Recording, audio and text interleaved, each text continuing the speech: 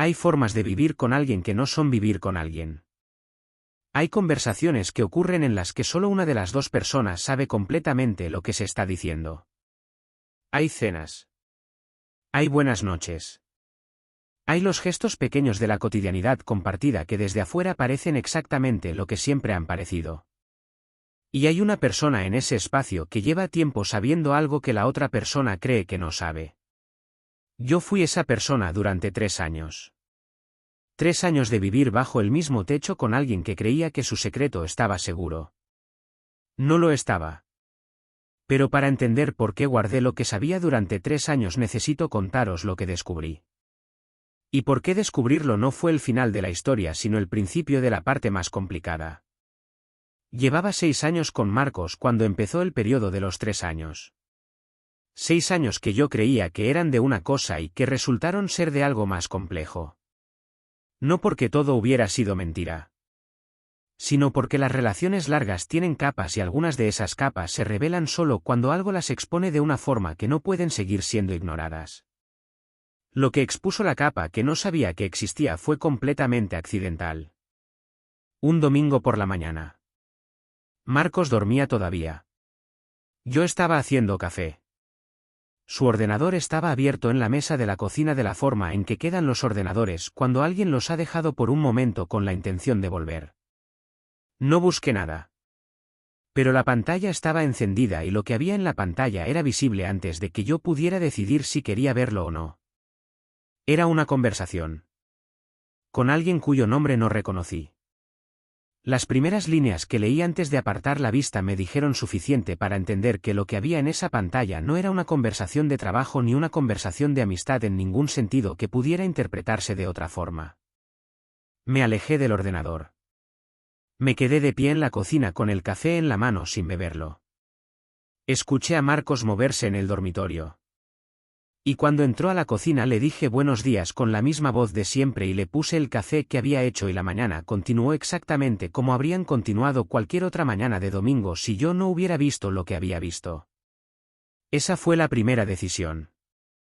No decir nada. Todavía. Lo que siguió en las horas posteriores fue el proceso de alguien que acaba de recibir información que reorganiza algo fundamental y que necesita tiempo antes de saber qué hacer con ella. No porque la información fuera ambigua, sino porque lo que hacer con ella no era obvio y porque actuar desde el golpe inicial producía respuestas que raramente son las más útiles. Esa tarde mientras Marcos estaba fuera busqué. No con obsesión. Con la metodología de quien necesita saber con certeza lo que tiene antes de poder decidir qué hacer con ello. ¿Cuánto tiempo? ¿Qué? ¿Qué tipo de cosa era lo que había visto? Lo que encontré en las siguientes horas construyó una imagen que era más extensa que los segundos de pantalla del domingo por la mañana. No era reciente. No era una crisis puntual ni un error de una noche que podía enmarcarse como algo diferente a lo que era.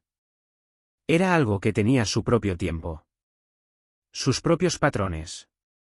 Su propia historia que había existido en paralelo a la nuestra de una forma que cuando lo miré con toda la información disponible reorganizó los últimos años de una manera que me produjo una sensación física que no sabía cómo nombrar. Y entonces tomé la segunda decisión. Que también fue no decir nada. Pero esta vez no por necesitar tiempo para procesar.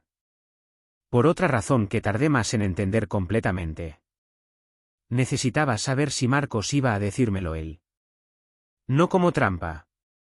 No como experimento de crueldad. Sino porque había algo en mí que necesitaba saber si la persona con quien llevaba 6 años era capaz de mirarme a los ojos y decirme la verdad sin que yo tuviera que arrancarla. Que si lo que había entre nosotros era lo que yo había creído que era entonces esa verdad saldría de él. En algún momento. De alguna forma. Lo esperé.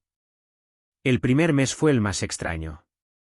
Porque la vida continuó con una normalidad que desde adentro tenía una textura completamente diferente a lo que parecía desde afuera. Marcos llegaba. Marcos cenaba. Marcos hablaba de su día. Marcos hacía los gestos de la cotidianidad compartida con la fluidez de quien no sabe que la persona que tiene enfrente ve esos gestos desde un lugar diferente al de siempre. Yo respondía. Con la misma fluidez. No porque estuviera actuando exactamente, sino porque había tomado la decisión de esperar y esperar requería continuar. Y continuar requería que la superficie fuera la superficie aunque por debajo hubiera otra cosa completamente. El segundo mes empecé a notar cosas que antes no notaba. No porque hubieran cambiado, sino porque ahora las leía con información adicional que antes no tenía. Las ausencias que antes atribuía a trabajo. Los momentos en que el teléfono se colocaba en ángulos específicos. La geografía sutil de alguien que mantiene dos mundos en el mismo espacio y que ha desarrollado sin darse cuenta los automatismos que eso requiere. Lo veía todo. Y no decía nada. Hubo momentos en que estuve a punto. Una noche en particular en que Marcos estaba más afectuoso de lo habitual de esa forma que a veces tienen las personas que están cargando algo y que compensan sin saber que están compensando. Hubo un momento en que lo miré y estuve tan cerca de decirlo que el silencio fue una decisión activa en lugar de una inercia. No lo dije. Porque todavía estaba esperando. El tercer año fue el más complicado. No porque la situación se hubiera vuelto más insostenible en términos externos, sino porque yo había cambiado de formas que la situación había producido sin que yo siempre lo eligiera. Había desarrollado una distancia interna que me protegía pero que también me cambiaba. Una capacidad de estar presente en la superficie mientras estaba en otro lugar por dentro que era útil para sostener lo que sostenía y que al mismo tiempo hacía preguntas sobre quién me estaba convirtiendo mientras lo sostenía. Empecé a preguntarme si la espera era lo que me decía a mí mismo que era. Si estaba esperando que él dijera la verdad porque necesitaba saber si era capaz de decirla. O si estaba esperando porque decirlo yo requería gestionar consecuencias que mientras no lo decía podía seguir no gestionando. La honestidad de esa pregunta tardó en llegar. Pero llegó. Y cuando llegó cambió la naturaleza de lo que estaba haciendo. Porque guardar un secreto durante 3 años con la razón de que estás esperando que el otro diga la verdad es en cierta medida también una forma de no decir la verdad. De vivir en una versión de la relación que no existe de la forma en que aparenta existir. De ser parte de algo que no es completamente honesto aunque la deshonestidad no sea tuya en el origen. Eso fue lo que me llevó a la conversación. No una revelación externa. No que me forzaran la mano. No que Marcos dijera nada ni que nada cambiara en la superficie de lo que teníamos. La decisión de que ya no podía seguir siendo la persona que sabía todo y no decía nada. No por él. Por mí. Le dije que necesitábamos hablar. Su cara en ese momento tuvo algo que he pensado muchas veces desde entonces. No exactamente sorpresa. Algo más parecido al reconocimiento de quien ha estado esperando sin saber qué esperaba. Como si en algún nivel supiera que el momento iba a llegar aunque no supiera cuándo. Le dije lo que sabía. No en el tono de la acusación ni con la lista de evidencias que había acumulado. Con la calma de quien lleva tiempo preparado para esta conversación aunque no siempre haya sabido que se estaba preparando. Le dije que lo sabía desde hacía 3 años.